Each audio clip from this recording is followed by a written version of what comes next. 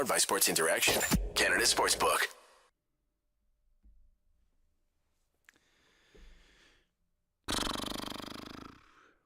I don't even know where to start with this one. It was something. This has been an emotional roller coaster of a year as it is. It's been like calendar year I'm talking. There's been a lot of stuff that's gone down in Calgary Flames land in the last calendar year. But this one was a roller coaster. It was high, it was low, it was in between, and we're going to break it all down. Welcome to Game Over Calgary. My name is Auddie. Thank you for stopping by. It's it's not the result that people want. It's not. You remember that tweet that the Tampa Bay Lightning put out when they got bumped in the first round by the Columbus Blue Jackets? That's how I feel right now. Think you know what way it's gonna go? Make your bet with Sports Interaction. Whether it's hockey, football, or basketball, Sports Interaction has you covered. Bet pregame, live and play, or on one of our many prop bets. Or like I did today, I did a pinata pick, which is plus 5,000 odds. It did not work out in my favor. We'll get into it even more. Sports Interaction makes it easy to deposit, play, and cash out. Join now and see all sports betting has to offer. Want to bet? Head to sportsinteraction.com/SDPN. That's sportsinteraction.com/SDPN. 19 plus. Please, as always, play responsibly. And if you or someone you know has any gambling issues, please be sure to check out the show notes. Lots of resources in there for you to reach out and get help. But without further ado, bringing him back. We had to bring the kid back. My buddy Nate Thomas joining us. Man, you hit the nail on the head when we were talking about it before we went live. I originally had another guest, so I hate to say that you're the throw-in, but you're the throw-in tonight. We can accept that. I'm fine with it. I Good. mean, I'm always happy to talk to you. Doesn't matter Good. if I'm, last in line or whatever. You weren't last in line. You were the next call up. You weren't Jacob Peltier called up and sitting in the stands. You were Walker Dewar tonight, called up and in the lineup. But yes, I was supposed to have Leah on. You know this one. You know Leah. Everybody knows Leah. She was supposed to come on, but she got tickets to the game. So obviously, given the way it went, I don't blame Leah for going to the game and not being on the show tonight. The way it went for the St. Louis Blues, but you said you're like when you texted me to come on. They started losing. So are we pinning this one on you tonight? Yeah, I'm gonna bite the bullet for the entire team tonight. This one's on me. It's not on Jacob Markstrom. It's not on Milan Lucic. It's not on Nazem Kadri. It's not on Rasmus Anderson. This one's entirely on me. Everybody, I apologize because Auddie asked me to come on. We were up 3-1, and I think 5 minutes after you texted me, it's tied 3-3. So. You know what? They were lucky. I know they I know they take the L tonight. They were lucky that this game could have been way out of hand if that fourth goal counted. Had that not been offside, absolutely. like St. Louis was pressing. They were pressing hard. Speaking of just about that review though, that is the fastest review I've ever seen in an NHL game. So Jesus. Quick. Yeah, it was impressively quick because usually that shit takes forever. They're definitely not time sensitive when it comes to offside reviews and reviews in general in the NHL. But either way, man, it's such a hard game to this is probably the toughest game to come on and talk about after. It is and it isn't. It's tough in the sense that it's a moral blow, but like I said from the top, it was such a roller coaster. This game started out shitty for the Flames. They go down 1-0. And they don't particularly look well. They did not look good to start this hockey game, no?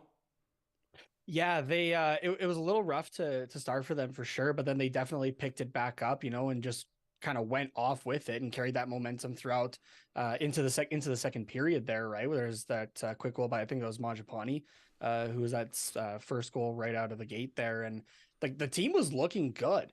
And I don't know exactly what the tipping point was. Maybe it might have just even been that 3-2 goal itself, but that just shut down all momentum for the Calgary Flames, and it was just hard for them to come back from.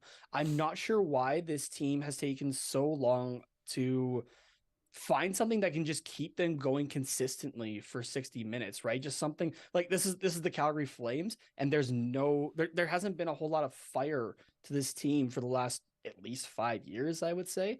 I was talking with somebody today about it because we were talking about like, Matthew Tkachuk getting traded and that sort of thing. And I just said the one thing that he brought to this team was kind of that spark. So like, not to say that nobody can, but it's somebody needs to step up for that even, right? And I think a lot of people thought Kadri was going to be that guy. Like I've been enjoying Kadri. I have throughout too, the and season, that's what I was going to try to say. Like, I'm not upset with Kadri. Like, I'm not upset with how he's playing, but I definitely thought he was going to be more of an energy guy than he's been so far. Like, Nazem Kadri's been known to be a bit of a shithead, a bit of a shit disturber, a guy who's gonna, take a couple whacks after the whistle, make a couple jolts, after the play's dead. And, it's good to see he's cleaned it up in a sense, because obviously in Toronto it was bad. He was getting suspended left, right, and center. Yeah. And it just wasn't pretty. He goes to Colorado, he gets another suspension, but then he kind of cleans his act up. Then he comes here and it's like none of that is like there's no pestiness at all. I feel like that's not like the piece that's missing. That's not like the missing piece of the recipe right now for the Flames, but like it's just going to show you like how important Matthew Tkachuk was to this team, not only on the score sheet, because he could score and he still is. He's having a good year in Florida, despite the fact that the Panthers aren't very good. But like the intangibles, those little things, those jolts he would take at like rubbing Zach Cassian off, and that sounded terrible. Rubbing him the wrong way. We're gonna table that. We're not gonna go on. We're gonna pretend I never said that. But we his intangibles. As I lose my train of thought, like he was just a shithead. He was a pest, and and that nobody's picked that up. And I don't think, like I said, it's the end all be all. But like, who's that guy now? I was kind of hoping it would be Lucic throwing the body around a little bit. I mean, like tonight he did. No, he just wants to score now. Don't get me wrong, but yeah, when did this suddenly turn on? It's such a balancing act, I find, for myself of like I want, like I enjoy Milan Lucic on this team. Don't get me wrong. I don't think he is second line NHL material at this point, right? But as long as he's in front of the net and able to just do those tap-ins from Huberdeau and Kadri, then yeah, sure, I guess it works. This season has like had me thinking, like for myself, it's been very back and forth of, oh yeah, like I feel like I really know what I'm talking about, and then I see stuff like this, and I'm just like, I don't know. I don't know. That's right, and like I gotta come on here 41 times a year, possibly more, because Peter, if you're watching, I had to cover for you when you were in Mexico, and that was a lot of games that I had to cover. But either way, like we got to come on here and talk about what direction this team's going, and like, look, man, like I'm not gonna beat around the bush. These last two games, like Chicago, should have been a fucking layup. I'm sorry, there's no excuse. That should have been a goddamn layup. That team's won before 10 that games. Game was two, they lost like 2 in their last 20 or something like that. 9 games all year they've won coming into that game, and the Flames were the double digit win for them for this year. Should have been a layup. The Blues. Yeah. I got it written down here. I'm actually gonna go look and see because I can't remember. There's a fucking laundry list of people: Tarasenko, O'Reilly, Krug, Bortuzzo, Logan Brown, Marco Scandella, Scott Perunovich. Injury-ridden team, like that's and obviously like Kyrou and Robert Thomas are next level, and they're still going to be game changers. Yeah. But like so many guys out, and like the Blues have been streaky this year, up and down, hot and cold. Like now is your perfect chance tonight. And I know they come away with 1 point, and the optimists are always going to say, well, you're just dwelling on the fact that they got a loss, when really they took it to overtime and they still get a point. That shit doesn't matter, man. No, we shouldn't be happy with mediocrity coming out of this team since what, 2010, like 2009? It's been maybe a goddamn long time. Like for almost as long as I can remember watching Flames hockey, and that's been quite a bit. Like just prior to like my first hockey memories come from like just prior to the Flames run in 2004. Yeah, like, it's been a while. It's been way too long, and I don't know. We'll get into it a little more. I've got some notes, and I know you've got some notes too. But before we do that, our old faithful, our good friends on the chat line, lots of people in here, 47 watching live right now. Shout out to all of you. If you are watching, do us a solid here. This algorithm thing, we gotta figure this technological algorithm out, and by you can help that, as I try to fumble over my words again, by hitting like. It's super easy. It's free. You just hit that little thumb, and you share it on social media, on Twitter or Mastodon or whatever the hell social network people are using. Because remember when Twitter was gonna burn to the ground? I mean, I still was kind of thinking that it was going to, but again, I did what too. do I know? Yeah, nothing, dude. Nothing. Literally, I know nothing. Like I thought this team was good. So yeah, help us out. Share the stream. Let's get some more great people in the chat. Here, We'll go back. You want to know how easy it is to like it? I just liked it. Look at as that. We're talking right now. Look at that. This guy's the That's guest. how easy it is. This guy's That's the how guest easy it on the is. show. It's so easy. He just liked that stream. Okay. Yeah, some people saying I may have to stop watching this team till Daryl is gone, or I'm gonna have an aneurysm. That one coming from Conrad. Conrad, by the way, it was great to meet you at the game. I got to meet loyal viewer, texter, writer, inner Conrad. It was good to see you at the game. And yeah, I think we can get into a little bit of Daryl in a bit here, but yeah, it's not exactly it's been a bit of a fall from grace for Daryl Sutter, coming off a Jack Adams win last year to what we're seeing on the ice now, and how he's been with the media and how he's been with some of these comments he's making in the media. Look, maybe we'll talk about that for a second.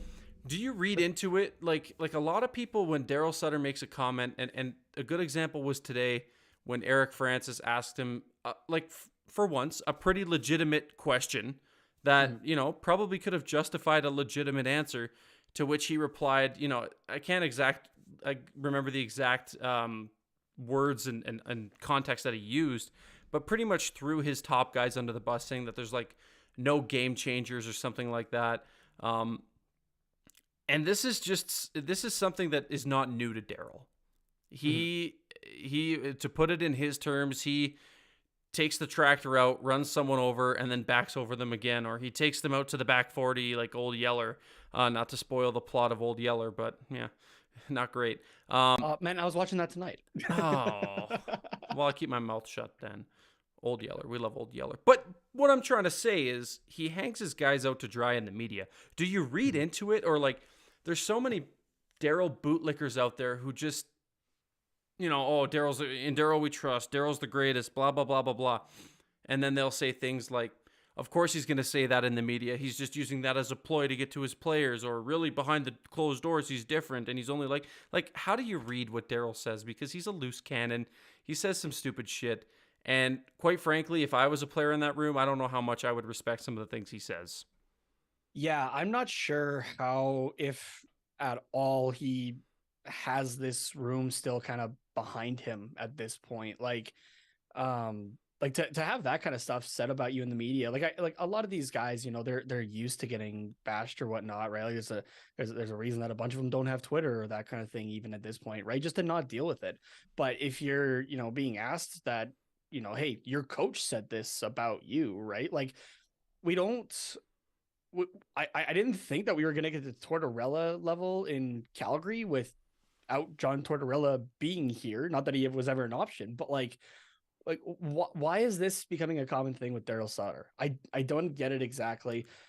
Like every now and then he has something that, yeah, totally falls in line, but yeah, there's a couple offhanded comments like that one even. And, not to take a dump on Milan Lucic. She's been playing great for the last couple of games, but if he's going to make comments like that of, it's not, like game changers or, guys that are like I think it was last week he was talking about like the guys, you need the goal scoring guys.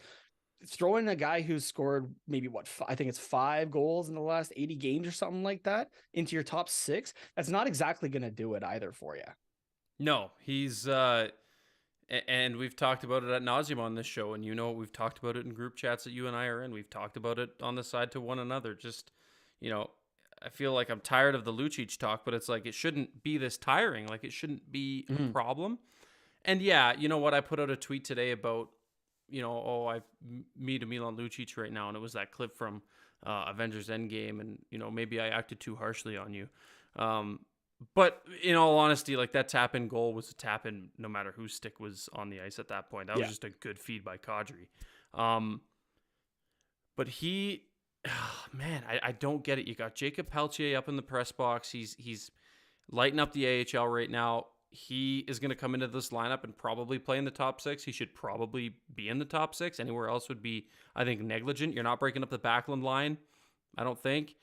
It only makes sense to put the young French-Canadian kid on a line with the best, playmaking winger in hockey who also just happens to be French-Canadian. I feel like chemistry would kind of be there, but that's just a hunch that I have. What do I know about this? But I guess on a more positive note too, Walker Duehr comes into the lineup tonight, one of the 2 recalls. I don't know how much you noticed of him. I think I don't recall seeing how much ice time he did finish with. I would imagine not a whole heck of a lot because he was playing on the 4th line. But man, decent sized guy. Daryl, you can understand why he likes him, but he was quick. I don't think he looked out of place. He had in the first period alone had 1 shot and 1 good chance on goal. What did you think of Walker tonight? Yeah, he looked good. That 1 shot was his lone chance of the night, but he was definitely a physical presence out there as well with 3 hits on the night. He logged just under 13 minutes of time on ice tonight, actually. So he definitely was given a chance, but as much as Duehr looked great, it's also kind of what about Pelletier? And it's the whole thing of he's under 6 foot, and I think I threw it in the chat the one game over, more in regards to Phillips, but I was like, hey, Daryl's 5'11" and did 5'10" and did how many games in the NHL, right? Like, just give him that reminder. Like, we've seen small guys work in the NHL, right? And we've seen quite a few of them actually with the Calgary Flames over the last 40 some years, right? So, and other guys that, I'm not exactly saying that Phillips or Pelletier is going to be Martin St. Louis, but let's make sure that we don't have another mistake like that, please. Yeah, like, more often than not, sometimes the little guy prevails. There was some guy who played here last year, 115 points, playing in Columbus now. And he only eats cheese pizza. He only eats cheese pizza. Get it right. You better get it right. That guy only eats cheese pizza. That tells you everything you need to know about that clip. Some of the comments here, Conrad saying Auddie Van Juhas could have scored that Lucic tap-in, and you know what? He could have. Shout out to Van Juhas, Drumheller Dragons, committed to Merrimack College a couple weeks ago. Good for him. From Medicine Hat as well. There you go. Good Medicine Hat boy. Amon Kurji saying Matthew Phillips got his 200th AHL point today, FYI, at Sutter, which he did do in, I believe he got an assist on, I can't remember who scored it, but either way, 200 career points in the AHL for Matty Phillips. Pernille saying, you know more than Sutter, Auddie. I don't know about that. I don't know about that. Are we talking hockey or are we talking farming here? Look, I will give credit where credit's yeah, farming, I don't know a damn thing. Daryl Sutter probably does know more about hockey in his entire body than I do in my right pinky. I will give him credit. He's got Stanley Cups. He's a coach of the year. He has had a very good career after hockey, like actually playing hockey. But at a certain point, you not overstay your welcome, but your system, systems run stale. It happens in the NHL. Like, systems are continually evolving. They're continually changing. They're so dynamic. And they just grow off of one, like, systems kind of, like, I don't know what you want to evolve, you could say. Mm-hmm. Like, Sutter's system is the game itself evolves. Yeah, like, everything is so evolving, and if your reluctancy to change is the biggest gripe I think I have with Daryl. And I think that, and Justin puts out a good point here. The game passed him by. It happens. Yep. It happens.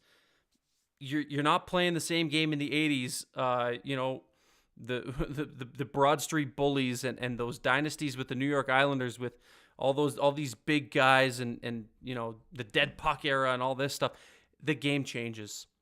Mm-hmm. And if you're not willing to change with the game, you're going to overstay your welcome. And I'm not saying Daryl's overstayed his welcome, but his reluctancy to evolve and make changes that make sense is going to lead to him overstaying his welcome. Yeah. Now, like a lot of people have been comparing kind of where we're at this season compared to where we were at that last season, right? And it's not too far off really overall, but this year is more the points are coming from overtime losses, right? Which, yes, the Flames are a benefactor of right now. Yep. God, I hate it though. I despise it.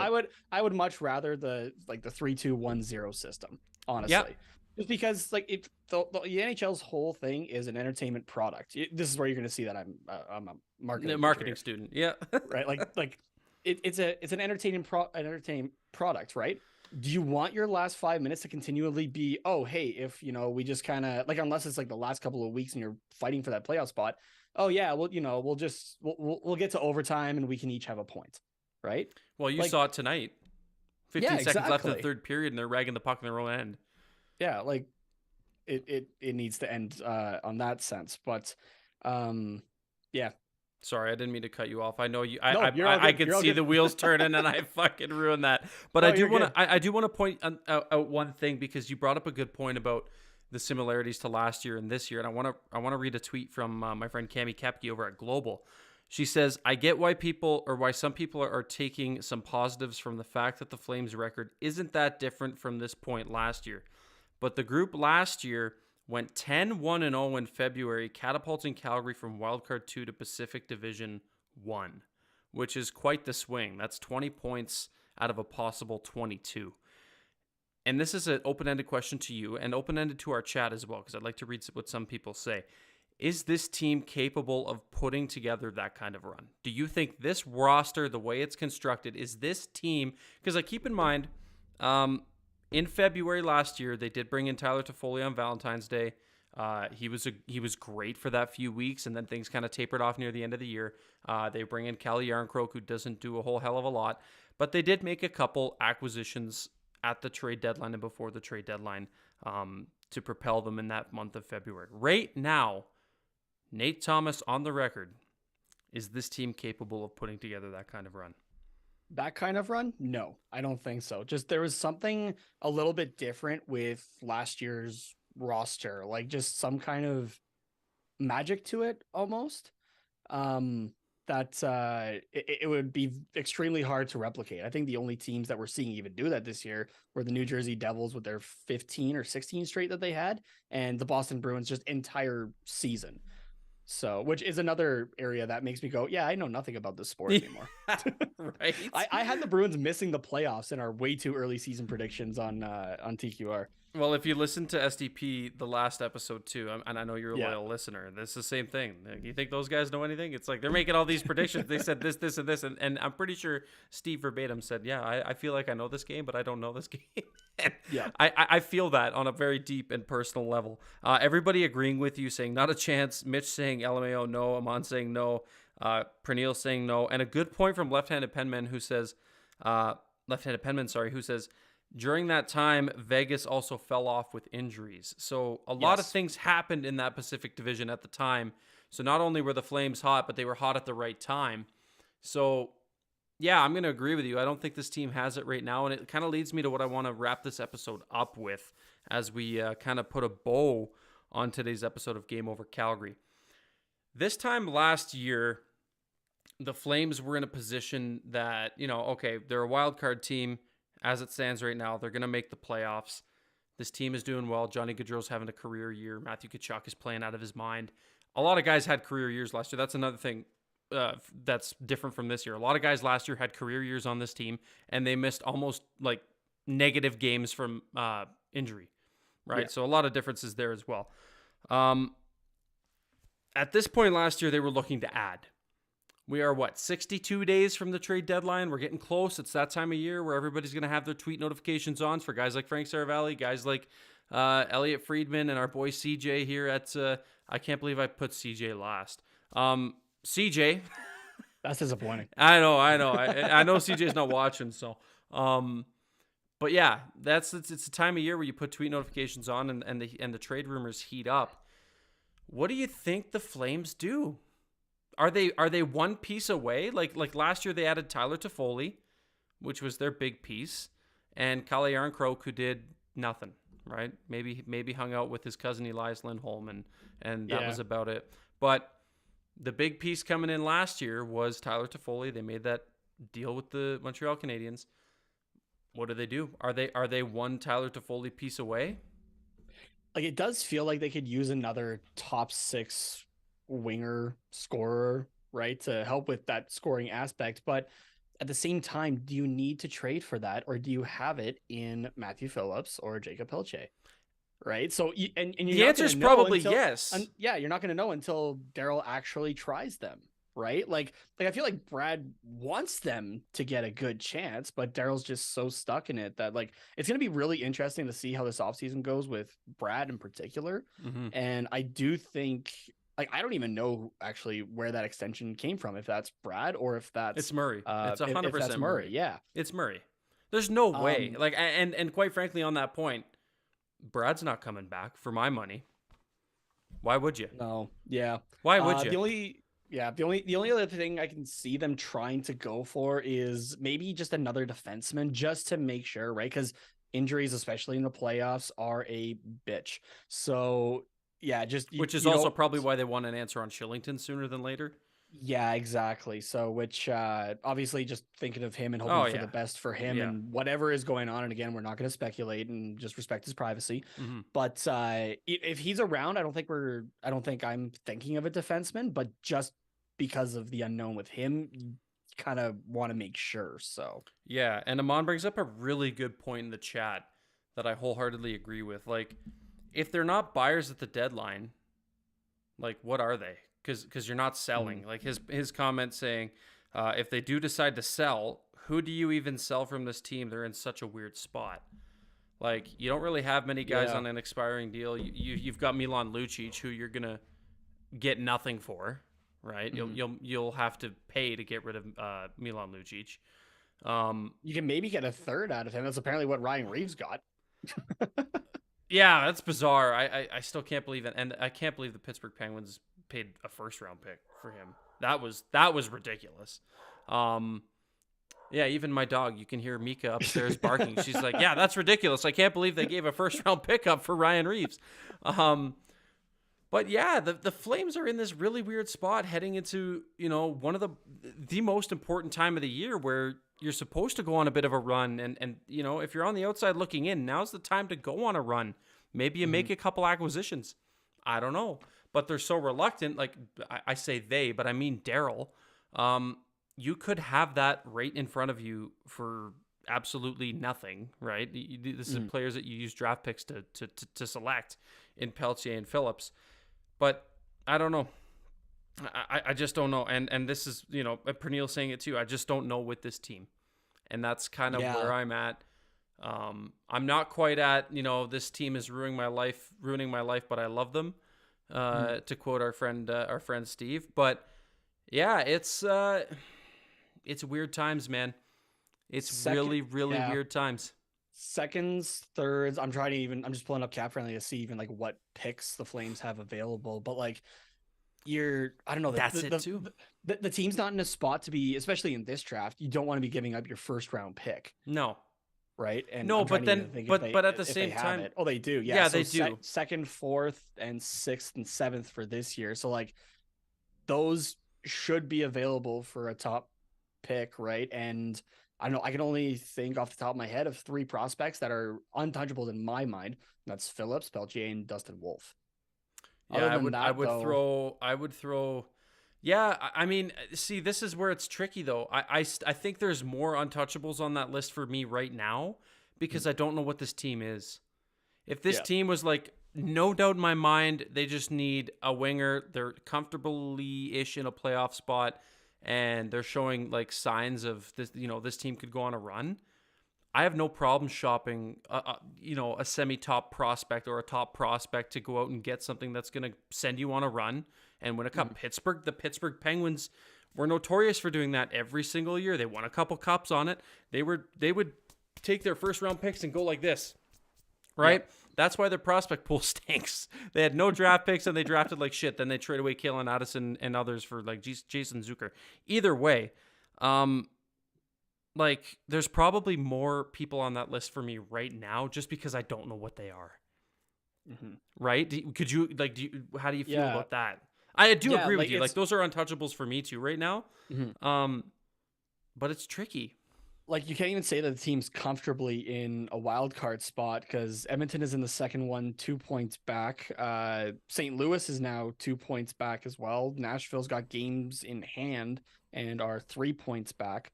And they're playing well lately. They're getting hot at the right time. And you're 5 points behind the Seattle Kraken, right? Who have been playing awesome as well. Matty Beniers leading that team, especially. The only team I could see maybe fall out is the LA Kings, who are still in second there with a negative goal differential. It's only -1 now. That's crazy. But I don't know how they're doing it. And I'm covering Anaheim, who's like right by them. I don't understand it. I have no idea. It's crazy. But yeah, it's just such a tricky spot for this team. All I know is that they've been doing better at home this year. And they just have to make sure that those home games are wins for sure, because on the road, 7-7-7 at this point. Yeah, that's I don't know, man. I'm so confused with this team, and the more that they just pick up loser points and don't win hockey games, the less confident I become. Like it's a false sense of confidence for the team. I know looking at where they are. I'm trying to stay positive. I truly am. And people on Twitter they'll say otherwise because they think I'm Mr. Negative. I'm just not as optimistic as everybody else. Everybody else is so, hunky-dory with just perpetual mediocrity. And that's something that we're starting to see more and more of. And I was going to say that's the difference, right? It's being down and just being sick of being stuck in the middle. Right. Yeah. And that's all this team's ever been. The Flames are the middle child of the NHL and have been for a while. Yep. Yeah, it's frustrating, man. I'm going to go to the chat line because there's a lot of great comments in here. 58 people watching. Thank you so much. Like I said, the algorithm, help us out. Hit like, share the stream, get more people in here, and we can chat some Calgary Flames here. Noah Adler, how are you, buddy? The only way the mindsets and habits will ever change in the organization is if Murray is no longer owner, and we all know that will never happen, sadly. Correct. I would agree with you there. There's a lot of things that would probably be different if Murray wasn't at the wheel. Brad, we need to play some of the kids. Daryl, fine, give me Dewar. I don't want to shit on Dewar because I think Dewar was good tonight. I thought Walker Dewar was actually pretty good tonight, given his sample size, and I think he can be good. Let's see here. I think you sell Phillips now before he walks in the summer. Yeah, I just don't know what you're getting for Matthew Phillips. You're probably putting him in a package. Like you're not getting. It's not like teams aren't clamoring to trade for Matthew Phillips. He's a throw-in in a Giroux trade, right? Like Connor Bunnaman was last year, and Connor Bunnaman's not the same AHLer that Matthew Phillips is. But that's how I see it. He's a sweetener in a deal. He's not going to be. People aren't going to be clamoring, I don't think. A lot of people saying maybe Coronado. I don't know if that's in reference to trading or if someone who's untouchable, but I would be open to trading Matt Coronado. I don't know what he is, and that's fine with me if I don't know what he is. If I don't know what he is and he turns out something to be great somewhere else, that's fine. I had no idea what he was, right? I feel like I can swallow it. And if it means it leads a team to a cup or a deep playoff run, then you know what? I'm okay. I'm okay with it. Let's see. All our best prospects are less than 6 feet, basically. This is exhausting. Poor Auddie. Have a good night, boys. And I'm on with a great point. Matthew Phillips passed through waivers. Great AHLer. Hasn't shone at the NHL level because he hadn't had his chance yet, but that could change. Okay. You know what? You and I rambled. This was great. For a throw-in guest, you sure did hold your own. So I thank you, sir. But again, sometimes I think I know what I'm talking about. Sometimes I don't. I don't know. I feel that, bro. I feel that. Tell everybody where they can find you before I lose you from this Zoom call cutting you off. Yeah, so you can find myself along with my co-host Carter Potts covering the Anaheim Ducks on the Hockey Podcast Network with the Quack Report. You can follow us on Twitter, Instagram, on YouTube on our channel there at Quack Report Pod. You can follow myself for bad hockey takes and Jersey Concepts on Twitter at Tatenomas, TATENHOMAS.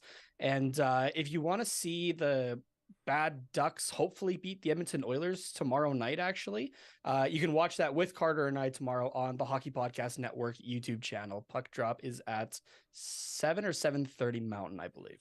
Highly recommend. Go and watch the game with these boys. And thank you all for stopping by and watching. It has been a true pleasure, even though we are meeting under unfortunate circumstances this evening. If you're listening on playback, thank you for doing so. Be sure to rate us on your favorite podcatcher and give us, rating and subscription and whatever you do on your favorite podcatcher, because you're listening to us on your drive to work or wherever the case may be.